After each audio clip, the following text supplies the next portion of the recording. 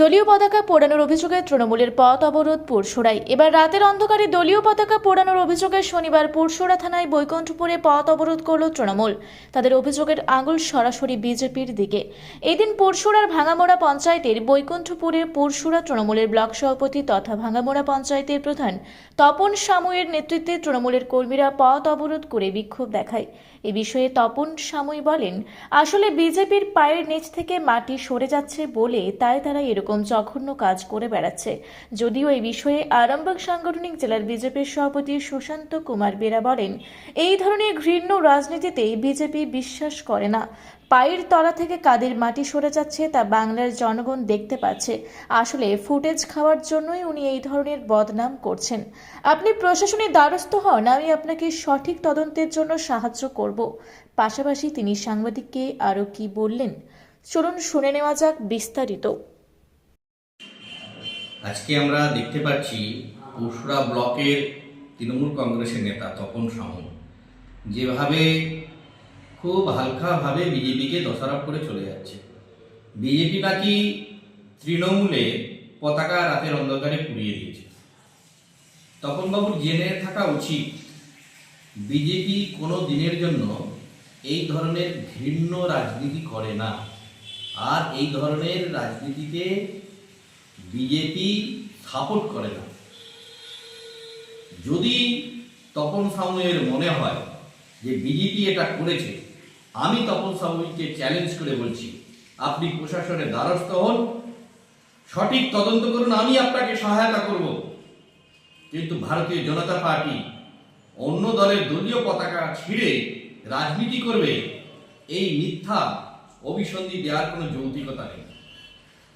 ভারতীয় জনতা পার্টি পুরসুরা ব্লকে একটা প্রতিষ্ঠিত শক্তি। সুতরাং পায়ের তলার কার মাটি হারিয়ে গেছে সেটা নিজে একবার অনুধাবন করুন। পুরসুরারা যেহেতু বিজেপির গড়, কিছু একটা বদনাম দিতে হবে। উনি ফুটেজ পাওয়ার জন্য বদনাম দিয়ে বেড়াচ্ছেন। তো আপনি প্রশাসনের দ্বারস্থ হন, আমি আপনাকে সাহায্য করব। যে ভারতীয় জনতা পার্টির ছেলেরা তৃণমূলের পতাকা পুড়িয়ে দিয়েছে, এই ঘৃণ্য জঘন্য রাজনীতি বিজেপি কোনোদিন করেন। আর বিজেপির গোষ্ঠীদ্বন্দ্ব দেখতে আসার দরকার নেই। আপনারা নিজেদেরটা সামলান, নিজেদেরটা নিয়ে ব্যস্ত থাকুন, তাহলেই হবে। যেভাবে রাম রহিম নিয়ে রাজনীতি করছেন, রহিমও বিজেপিকে ভোট দেবে, রামও বিজেপিকে ভোট দেবে। দেখুন না 26-এ আপনারা পুরসুরে থাকতে পারেন কিনা, তাহলেই বোঝা যাবে।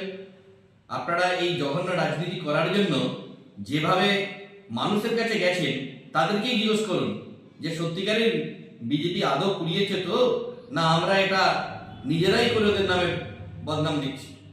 সুতরাং এই সংকীর্ণ জঘন্য রাজনীতি বিজেপি কোনোদিন করেও নি, করবেও না, ভবিষ্যতেও করবে না। এটা আমি এই আপনাদের ক্যামেরাতে বলে দিলাম। এরপরে আপনারা ভাবনা চিন্তা করুন, কারণ বিজেপির গড় পুরসুরা, সেই ভয়ে ভীত হয়ে আজকে উনি এই সমস্ত কথাবার্তা বলছেন।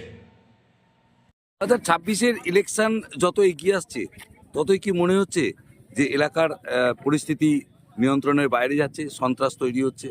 কি বলবেন, কেন তৃণমূলের দলীয় পতাকাকে পুড়তে হলো?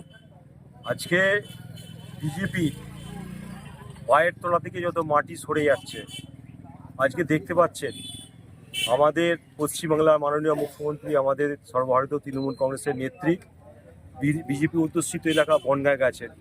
লক্ষ লক্ষ মানুষের ঢল। আজকে মেয়েরা কি বলছে, মানে মহিলারা কি বলছে, বিজেপি শান্তনু ঠাকুর শুধু ভাঁওতা দিয়েছে।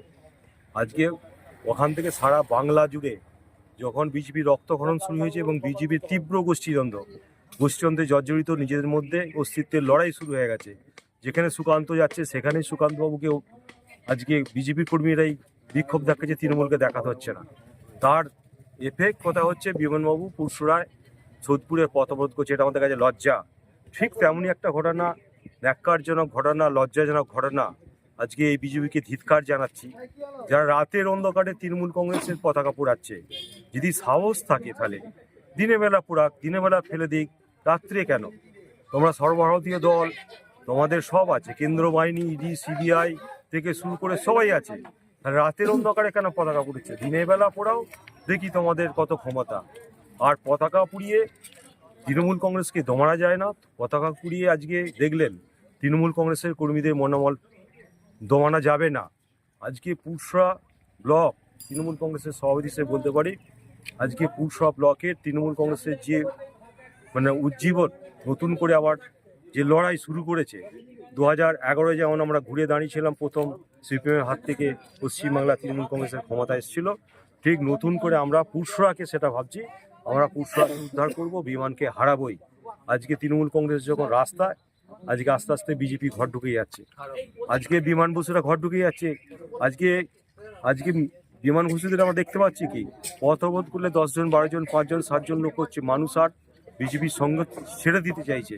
তাই দুষ্কৃতীতে দিয়ে পিছনের দরজা দিয়ে তৃণমূলকে কি করে ব্ল্যাকমেল করা যায়, তৃণমূলের কর্মীদের যাতে অশান্ত করায়, অশান্ত করে বলবে তৃণমূলের ঘাড়ে বদনাম দেবে, তৃণমূল কংগ্রেস সন্ত্রাস করছে। আসলে সন্ত্রাসবাদী কারা? আজকে ভাঙামারা বৈকুণ্ঠপুরে মানুষ দেখে নিয়েছে, সমস্ত মানুষের সঙ্গে কথা বলেছি, ওই এটা ঠিক হয়নি। আজকে পাশে দেখলাম ওটা নাটক নাকি যায়নি, সিপিএমের পতাকা একটা ছিল এখানে, সেটাকেও ফেলে দেওয়া হয়েছে। আমরা ধিক্কার জানাচ্ছি, যদিও সিপিএমের কোনো নেতা কিছু বলেনি। আজকে সিপিএম আর বিজেপি, রাম আর রহিম তো এখন এক হয়ে গেছে, সিপিএম আর বিজেপি এক হয়ে গেছে। তাই আমরা বলবো যে আগামী দিনে আমাদের যে লড়াই, সেই লড়াই ইঞ্চি ইঞ্চিতে হবে।